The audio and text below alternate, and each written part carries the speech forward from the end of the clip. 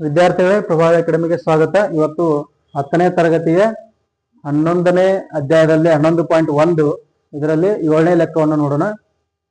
12 centimetre ತ್ರಿಜ್ಯವಿರುವ ವೃತ್ತದಲ್ಲಿ ಒಂದು ಜಾವು ಕೇಂದ್ರದಲ್ಲಿ 120 ಡಿಗ್ರಿ ಕೋನವನ್ನುಂಟು ಮಾಡುತ್ತದೆ. ಉಂಟಾದ ವೃತ್ತಖಂಡದ ವಿಸ್ತೀರ್ಣವನ್ನು ಕಂಡುಹಿಡಿಯಿರಿ ಅಂತ ಕೊಟ್ಟ. ವೃತ್ತಖಂಡ ಇಲ್ಲಿ ನೋಡ್ರಿ, ಇದು ವೃತ್ತಖಂಡ. ಈ ವೃತ್ತಖಂಡದ ವಿಸ್ತೀರ್ಣವನ್ನ ಕಂಡುಹಿಡಿಯಿರಿ ಅಂತ ಕೇಳ. ದತ್ತ ಏನ್ ಕೊಟ್ಟಾರ ಇಲ್ಲಿ? ಏನ್ ಕೊಟ್ಟಾರ ಹೇಳ್ರಿ? 12 ಸೆಂಟಿಮೀಟರ್ ತ್ರಿಜ್ಯವಿರುವ ವೃತ್ತ ಒಂದನೇದು. ಮತ್ತೆ ಕೋಣ, ವೃತ್ತ ಕೇಂದ್ರದಲ್ಲಿ ಕೋಣ, ವೃತ್ತ ಕೇಂದ್ರದ ಕೋನ ಎಷ್ಟು? 120 ಡಿಗ್ರಿ. ಕರೆಕ್ಟ್ ಅಲ್ಲ? ಈಗ ಏನ್ ಕೇಳ್ಯಾರಲ್ಲಿ? ಒಂದನೇದ್ದು ಇಲ್ಲ, ಒಂದೇ ಕೇಳ್ಯಾರ. ಏನದು? ವೃತ್ತಖಂಡದ ವಿಸ್ತೀರ್ಣ. ವೃತ್ತ ವಿಸ್ತೀರ್ಣ, ವೃತ್ತಖಂಡದ ವಿಸ್ತೀರ್ಣ ಈಸ್ ಈಕ್ವಲ್ ಟು ಎಷ್ಟು ಅಂತ ಕೇಳ. ಈಗಾಗಲೇ ನೀವು ಈ ತರ ಪ್ರಾಬ್ಲಮ್ಸ್ ಅನ್ನ ಸಾಲ್ವ್ ಮಾಡಿರಿ, ಹೌದಲ್ಲ? ಈಗ ನಾ ಇಲ್ಲೇ ಓ ಎ ಬಿ ಅಂತೇಳಿ ತಗೋತೀನಿ. ಇದು ತ್ರಿಭುಜ, ಇದು ತ್ರಿಭುಜ ಲಂಬ ಕೋಣ ಇಲ್ಲಿ. ಅದಕ್ಕಾಗಿ ನಾವು ಇಲ್ಲಿ ಏನ್ ಮಾಡ್ಕೋಬೇಕು? ಇದನ್ನ ತ್ರಿಭುಜದ ರಚನೆ ಮಾಡ್ಕೋಬೇಕು. ಸ್ವಲ್ಪ ಏನ್ ಮಾಡ್ಕೋಬೇಕಿಲ್ಲೇ? ಓ ಸಿ ಯನ್ನು ಎಬಿಯ ಮೇಲೆ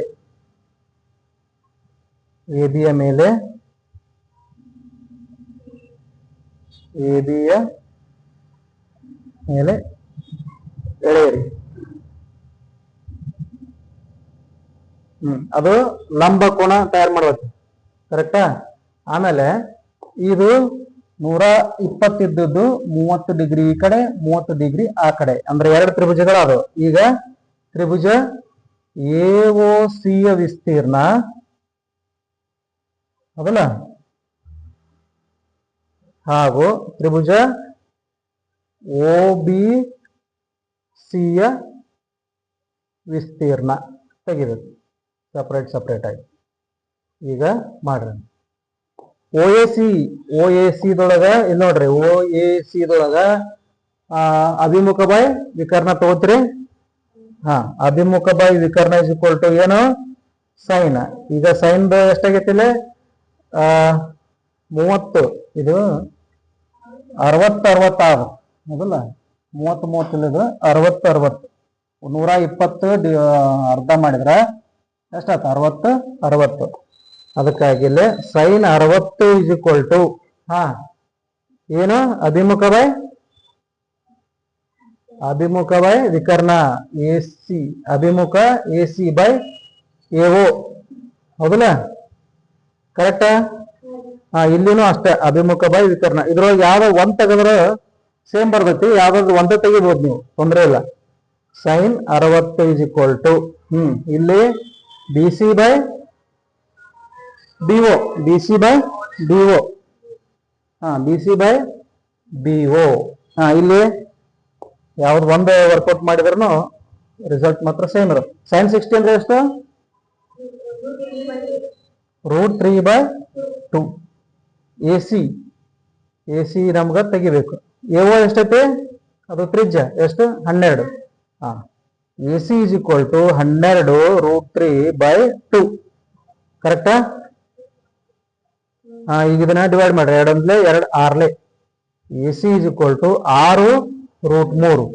ಇಲ್ಲೂ ಅಷ್ಟೇ ಬರ್ತೈತಿ, ಆದ್ರೆ ಇಲ್ಲೇನದು? BC ಬರ್ಬೇಕು ಅಷ್ಟೆ. ಏನು? √3/3. ಸೈನ್ 60 ಅಂದ್ರೆ √3/2. ಇಲ್ಲಿ BC BO ಅಂತಂದ್ರ 12. So BC is equal to 12 √3/2. 2 1 2 6 ಅಂದ್ರೆ BC is equal to 6√3.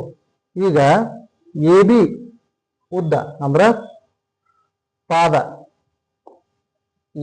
AB ಪಾದ ಬೇಕಾಗಿತ್ತು ನಮಗೆ ಎ ಬಿಯ ಉದ್ದ.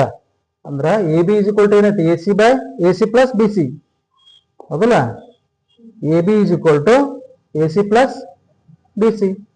ಎ ಸಿ ಅಂತಂದ್ರ 6√3 ಪ್ಲಸ್ ಬಿ ಸಿ ಅಂದ್ರೂ 6√3.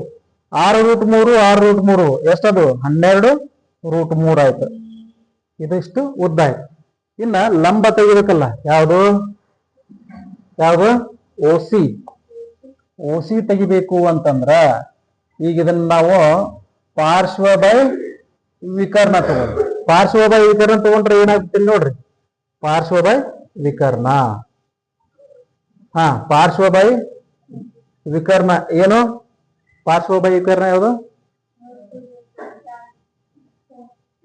ಪಾರ್ಶ್ವ by ವಿಕರ್ಣ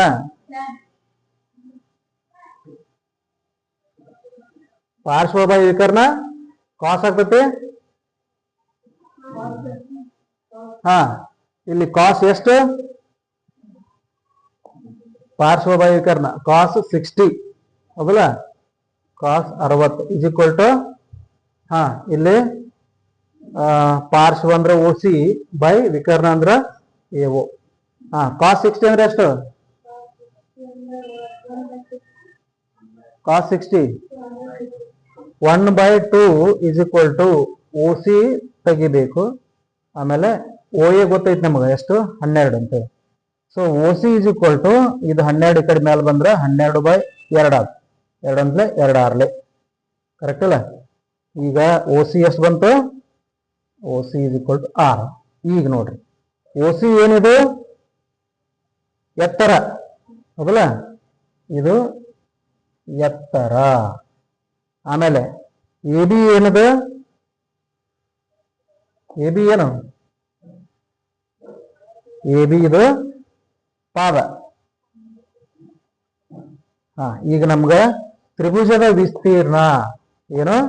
Tribhuja A O B, A O ಬಿಯ ವಿಸ್ತೀರ್ಣ is equal to half into ಪಾದ ಅಂದ್ರೆ ಎ ಬಿ ಇಂಟು ಎತ್ತರ ಅಂದ್ರ ಓಸಿ ಹೌದಲ್ಲ.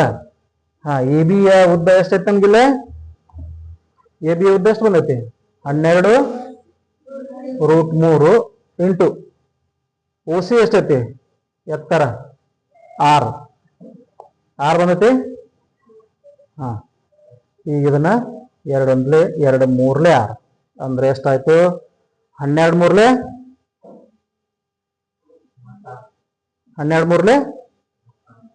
36√3. ಇದು ಎಒ ಬಿಯ ವಿಸ್ತೀರ್ಣ ಕರೆಕ್ಟಾ? ಎಒ ಬಿ ತ್ರಿಭುಜದ ವಿಸ್ತೀರ್ಣ ಬಂತೀಗ. ನಿಮಗಿಲ್ಲಿ ಇನ್ನೊಂದು ತ್ರಿಜ್ಯಾಂತರ ಖಂಡದ ವಿಸ್ತೀರ್ಣ ತೆಗಿಬೇಕು ಕರೆಕ್ಟಾ? ಲಘು ತ್ರಿಜ್ಯಾಂತರ ಖಂಡದ ವಿಸ್ತೀರ್ಣ ಅದಲ್ಲ, ಅದ ಲಘು ತ್ರಿಜ್ಯಾಂತರ ಖಂಡದ ವಿಸ್ತೀರ್ಣ ಇಸ್ ಈಕ್ವಲ್ ಟು ಏನು? θ/360 ಇಂಟು πr ಸ್ಕ್ವೇರ್. ಥೀಟಾ ಅಂತಂದ್ರೆ ಇಲ್ಲಿ ಟೋಟಲ್ ತಗೋಬೇಕು. ಯಾವುದು? ಇದು ಇಷ್ಟೆಲ್ಲ ಇಲ್ಲಿಂದ ಇಲ್ಲಿ ತನಕ ಎಷ್ಟೈತಿ? 120 ಕರೆಕ್ಟಾ? ಇಲ್ಲಿ ಮಾಡ್ರಿ 120/360 ಇಂಟು π ಅಂದ್ರ 22/7. ಆರ್ ಅಂತಂದ್ರೆ ತ್ರಿಜ್ಯ ಎಷ್ಟೈತಿ? 15 ಐತಾರ. ತ್ರಿಜ್ಯ 15 ಅದಲ್ಲ. 12 1 12 3 36. ತ್ರಿಜ್ಯ ಎಷ್ಟೈತಿ? ತ್ರಿಜ್ಯ ಇದೈತಿ ನೋಡ್ರಿ 12 ಐತಿ. Okay 12 into 12. ಈಗ 3 1 3 4 12 ಕರೆಕ್ಟಾ? ಎಷ್ಟು ಹೋಯ್ತು? 22 ಇಂಟು 4 ಇಂಟು 12/7. ಎಷ್ಟು ಬಂತಿಲ್ಲ? 22 ಇಂಟು 4 ಎಷ್ಟಾಯ್ತು? 88. 88 ಇಂಟು 12/7 ಮಾಡ್ರಿ. 88 ಇಂಟು 12 ಎಷ್ಟಾಯ್ತದು? 1056/7.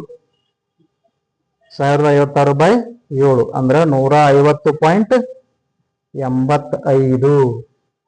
ಇದು ತ್ರಿಜ್ಯಾಂತರ ಖಂಡದ ವಿಸ್ತೀರ್ಣ, ಲಘು ತ್ರಿಜ್ಯಾಂತರ ಖಂಡದ ವಿಸ್ತೀರ್ಣ.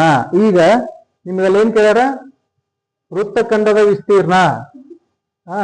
ಅಂದ್ರೆ ಲಘು ವೃತ್ತಖಂಡನೇ ಕೇಳ್ಯಾರ ಅವರು. ಈಗ ಲಘು ವೃತ್ತಖಂಡದ ವಿಸ್ತೀರ್ಣ ಇಸ್ ಈಕ್ವಲ್ ಟು ಏನ್ ಮಾಡ್ಬೇಕು? ಲಘು ತ್ರಿಜ್ಯಾಂತರ ಖಂಡದ ವಿಸ್ತೀರ್ಣ ಮೈನಸ್ ತ್ರಿಭುಜ AOB ಯ ವಿಸ್ತೀರ್ಣ. ಕರೆಕ್ಟಾ? ಈಗ ಲಘು ತ್ರಿಜ್ಯಾಂತರ ಖಂಡದ ವಿಸ್ತೀರ್ಣ ಎಷ್ಟು ಬಂದೈತಿ? 150.85 ಮೈನಸ್ ಈ ತ್ರಿಭುಜ AOB ಯ ವಿಸ್ತೀರ್ಣ.